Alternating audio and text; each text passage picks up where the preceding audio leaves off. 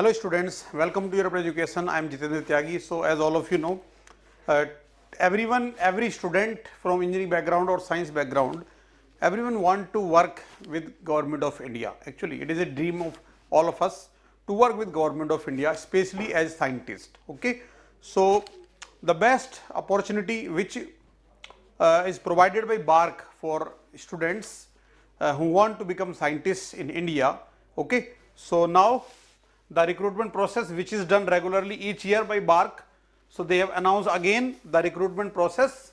You can see here Government of India, Department of Atomic Energy, Bhabha Atomic Research Center, BARC. Okay, you all know about BARC. So they are going to conduct the recruitment process for group A post. Okay, scientist का गजिस्ट्रेट officer post है, group A category में है. तो अपने आप में एक बहुत अच्छी जॉब है ये.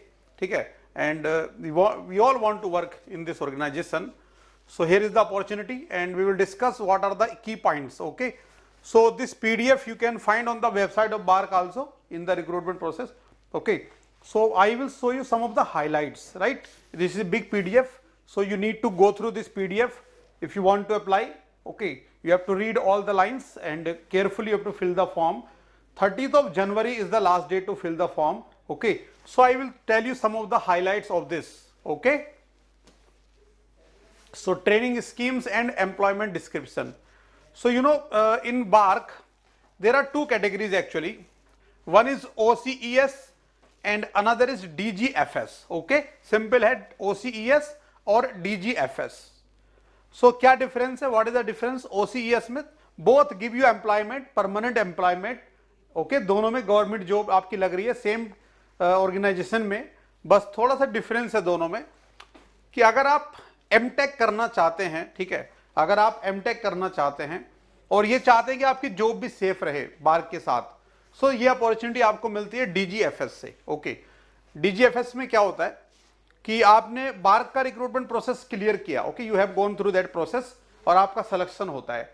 Simultaneously independently you are applying in different IITs for MTech admission and you get admission in IIT Bombay or IIT Madras. There are two IITs mainly, IIT Bombay, IIT Madras, okay, with which BARC has done this collaboration. Okay, so if you join MTech on your own in any of the two institutions, then you can enroll for this DGFS. You are selected in BARC, okay, on the basis of GATE score and then interview or written exam and then interview finally, and separately you keep applying for IITs and you get admission in MTech in IIT Bombay or IIT Madras in certain specializations. Okay, then you can convert yourself into DGFS. So you can join MTech, you can do MTech, you will get your tuition fee of MTech from BARC. Okay, you will get stipend also, monthly stipend also. MTech degree will be done. In that 1 year you have to complete the coursework and second year you have to do the project given by the BARC. Okay, during your MTech you do a project na. So that project will be decided by the officials of the BARC, okay, in collaboration with your guide, right? So this is the DGFS scheme, and in OCES scheme, directly you join the organization, you go for the training, okay, and there are various steps of the training, and then you complete the training, and then you can join as the officer, scientist, okay. So these are the two schemes mainly. It is your choice whether you want to do MTech and then job, or directly you want to go for training. You don't want to do MTech, or you don't get admission in IIT Bombay or suppose IIT Madras, okay, then you go for OCES. Now what other important points we can see here? Please go through this in detail. Okay, I am not reading line by line, important points only I will tell you. Okay, so grade and pay scale you can see. Okay, that is very good. Pay scale at beginning. Now come to the selection process. Okay, so selection process में देखो क्या होता है. पहले आप you can go through gate. अगर gate में अच्छा स्कोर है उसके बेसिस पे आपका कट ऑफ क्लियर होता है. You are short listed for the interview. Okay, एक तो गेट के थ्रू आप जा सकते हो फॉर इंटरव्यू जाना पड़ेगा आपको. And second is BARC conduct their examination also. Okay, so if you don't qualify GATE suppose, or you have less score in GATE, So you can clear their written examination. Okay, if you clear their written examination, on the basis of that also they will shortlist you for the interview. Then ultimately you have to clear the interview. Final selection will be based on the interview and medical actually. Okay, and there is one more way that is limited to some of the students who are studying in only two important colleges, two important institutions. Okay, so based on their CGPA they call for interview. Okay, so this is the selection process.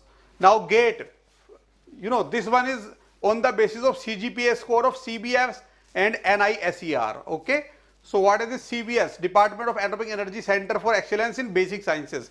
ये एक organisation है CBS. अगर आप यहाँ से करते हो, ठीक है, graduation with certain CGPA, okay, या फिर national institute of science education research NISER Bhubaneswar, यहाँ से करते हो, ओके, तो आपके CGPA के बेसिस पे आपको शॉर्टलिस्ट किया जाएगा for the interview. Okay, so there are 3 methods, but ये लिमिटेड है उन्हीं स्टूडेंट्स के लिए, those are enrolled in these institutions. For all general, there are 2 ways. You can go for exam or you can go through GATE. Okay, GATE score will be applicable 2024, 23, 22. 3 GATE score valid रहेंगे, 22, 23, 24. उन्हीं के basis पे cut off आपका बनेगा. Okay. Now, at the time of application, eligible candidates can choose any one or more than one. Means आप जब form fill करोगे आपसे पूछा जाएगा कि आप किस प्रोसेस के थ्रू जाना चाहते हो. ओनली आप गेट के थ्रू केवल जाना चाहते हैं, ओनली गेट या ओनली एग्जाम या बोथ, ठीक है ना, मोर देन वन. सो आपको ये चूज करना है मोर देन वन, मतलब आप दोनों ऑप्शन को ओपन रखो.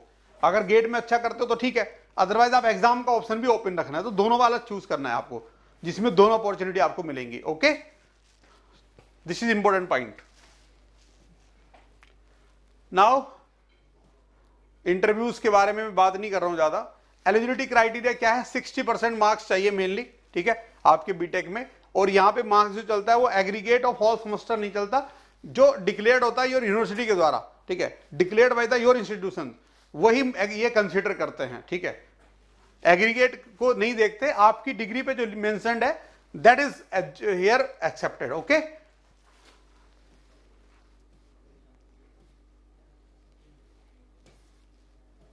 सो बाकी पॉइंट्स आप रीड करेंगे धीरे धीरे बाद में. अभी मैं केवल हाइलाइट्स आपको शो कर रहा हूं, यहां पे इंपॉर्टेंट हाइलाइट्स. एडमिशन फी 500 है जनरल मेल एप्लीकेंट के लिए फ्रॉम जनरल एंड ओबीसी. ठीक है, जनरल ओबीसी के जो मेल एप्लीकेंट है उनसे 500 फीस है. और जो बाकी बच्चे हैं, ठीक है, जैसे वुमेन कैंडिडेट सारी फ्री हैं, एग्जम्प्टेड है, उनकी कोई फीस नहीं लगेगी. ऑल वुमेन आपको फॉर्म फिल करना ही है. ठीक है, candidate belong to SC ST या फिर ट्रांसजेंडर या फिर department of defence personnel killed in action, okay, या फिजिकली चैलेंज जिनका 40% से ज्यादा डिसेबिलिटी है, सो इनके लिए फ्री है. इन कैटेगरीज में एप्लीकेशन का कोई चार्ज नहीं है. राइट,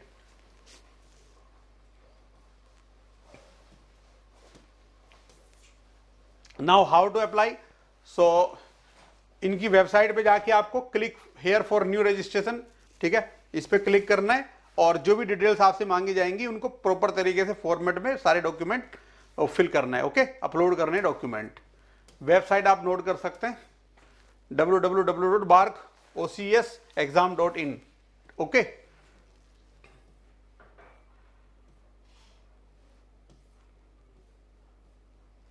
सो इस पूरे प्रोसेस को एक बार ध्यान से पढ़ेंगे, क्या क्या डॉक्यूमेंट चाहिए, क्या साइज चाहिए. Okay, then you can fill the form.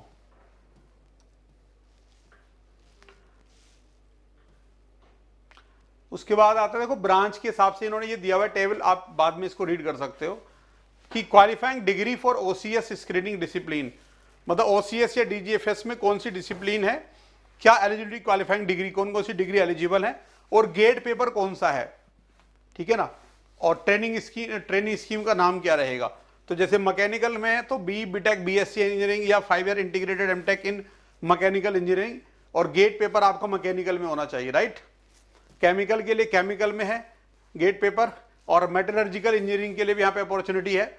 इसमें बहुत सारी ब्रांचेस एलिजिबल हैं ये. ठीक है, एंड इलेक्ट्रिकल इंजीनियरिंग के लिए BTech या BSc इंजीनियरिंग या 5 year integrated MTech in electrical engineering या electrical and electronics engineering. Okay, so ये डिग्रीज यहाँ पे एलिजिबल हैं, और GATE in electrical is required. Electronics and communication में कौन कौन सी ब्रांचेस हैं, देखो इलेक्ट्रॉनिक्स एंड कम्युनिकेशन है, इलेक्ट्रॉनिक्स एंड टेलीकम्युनिकेशन है, इलेक्ट्रॉनिक्स एंड कंट्रोल है, इलेक्ट्रिकल एंड इलेक्ट्रॉनिक्स है, इलेक्ट्रॉनिक सिस्टम है और ईसी गेट पेपर रहेगा, राइट। सिमिलरली कंप्यूटर साइंस के स्टूडेंट्स के लिए भी बहुत अच्छी अपॉर्चुनिटी है, ठीक है। सो कंप्यूटर साइंस में भी अगर आपकी डिग्री है then you can apply in CS paper, okay. Instrumentation में instrumentation and control, instrumentation engineering, electronics instrumentation, all these branches are eligible, okay. Similarly for civil, तो आप ये पूरा पीडीएफ रीड करेंगे, उसमें अपने डिसिप्लिन के हिसाब से चेक कर सकते हैं एलिजिबिलिटी, ओके। अब देखो कहां पे कौन सा ट्रेनिंग स्कीम है और ओरिएंटेशन ऑफ ट्रेनिंग के बारे में डिटेल में दिया हुआ है। बार्क मुंबई में क्या क्या है, बार्क मुंबई में mechanical engineering, chemical engineering, metallurgical engineering, ये सारी ब्रांचेज एलिजिबल है, ठीक है ना, जो ट्रेनिंग स्कीम्स वहां पे हैं बार्क मुंबई में। दूसरा है एएमडी हैदराबाद में, जियोलॉजी डिसिप्लिन है केवल वहां पे, जैसे ये दूसरा। उसके अलावा यहाँ पे क्या है, admissible discipline MTech specialisations and DGFS institutions, मतलब मैकेनिकल में MTech programme thermal and fluid engineering है, ठीक है, और कहां पे, आईआईटी बॉम्बे में। तो अगर आप ये एमटेक ज्वाइन करते हो तब आप बार्क ज्वाइन कर सकते हो, ओके। ये डिसिप्लिन अवेलेबल है वहां पे एमटेक में। इसी तरीके से थर्मल इंजीनियरिंग आईआईटी मद्रास में अवेलेबल है मैकेनिकल में, okay. Design engineering IIT Bombay में एलिजिबल है। तो ये सारी ब्रांचेज और इंस्टीट्यूट का नाम यहाँ पे मेंशन है कि कहां पे एमटेक एडमिशंस एक्सेप्टेड है यहाँ पे डीजीएफएस स्कीम के अंडर में। So please go through this, okay. आप चूज कर सकते हो किस किस ब्रांच में आपको अप्लाई करना है एमटेक में, ताकि आपका ये ऑप्शन ओपन हो जाए। Now come to important dates. So 30 दिसंबर से स्टार्ट है,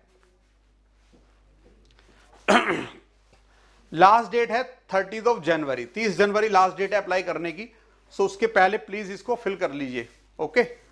और ऑनलाइन एग्जामिनेशन आपका 19 फेब से पता चल जाएगा आपको, और एडमिट कार्ड डाउनलोड कर सकते हैं 19 फेब के बाद। ऑनलाइन एग्जामिनेशन की जो डेट्स हैं वो आप नोट कर लेंगे, 16 मार्च, 17 मार्च। गेट का रिजल्ट भी अराउंड उसी टाइम आता है, ओके। सो गेट के रिजल्ट के साथ में आपको एग्जाम देना है उसी टाइम पे ही, ओके। और गेट स्कोर अपलोड करना है आपको 19 मार्च से 24 मार्च के बीच में। सो ये सारा प्रोसीजर आप नोट कर लीजिए और इस वेबसाइट पे जाके आप सारी डिटेल फाइंड आउट कर सकते हैं। आई होप कि आपको कुछ हाइलाइट्स ये समझ में आई हैं, और इस पीडीएफ को एक बार डिटेल में पढ़ेंगे, अपना फॉर्म फिल करना स्टार्ट कर दीजिए, ओके। All the best.